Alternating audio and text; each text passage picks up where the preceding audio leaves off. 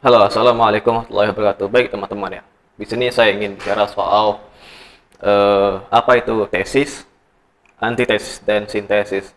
Jadi ketiga hal ini adalah bentuk dialek ya, dialektika daripada orang-orang yang suka berfilsafat zaman dulu ya. Tentunya dari zamannya Socrates, ya, Plato, ya, Aristoteles, Marcus Aurelius, ya, em, Karl Marx ya, terus siapa lagi banyak ya, Hegel ya kan. Nah, jadi ini salah satu bentuk dialek yang bagi orang-orang zaman dulu untuk mencari pernyataan-pernyataan ilmiah, kebenaran-kebenaran yang tersembunyi dalam diri manusia, baik itu kebenaran dalam perspektif hukum, politik, budaya, ekonomi. Nah, inilah perlunya dialektika yang bersifat plural seperti tesis, antitesis. Ya, nah ini ya, akan memunculkan perbedaan-perbedaan dari setiap pernyataan. Inilah yang biasa kita sebut kalau dalam Islam itu sebut sebagai khilafiyah, ya kan, perbedaan-perbedaan. Nah, kemudian disimpulkan dengan yang namanya sintesis. Dari dua kategori tersebut disimpulkan melalui sintesis. Jadi tesis itu ya tidak beda jauh sama hipotesis. Kalau hipotesis itu pernyataan yang sementara ya kan, hipo ya kan, sementara. Sedangkan tesis adalah pernyataan ya.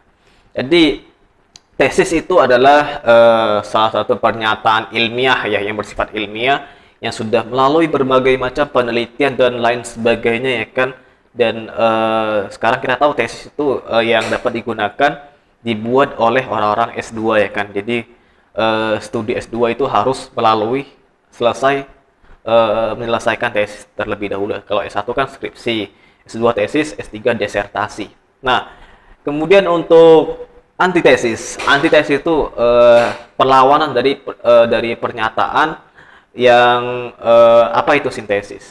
Jadi tesis ya.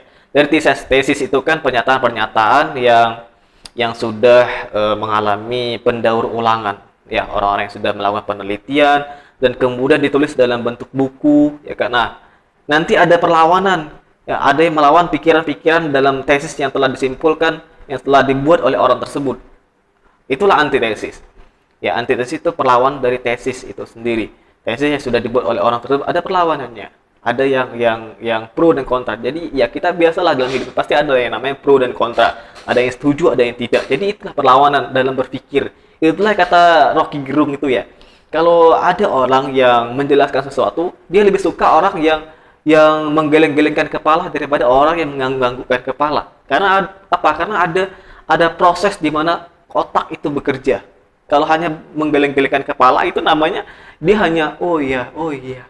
Tapi kalau dia menggeleng-gelengkan kepala, dia otaknya sedang bekerja.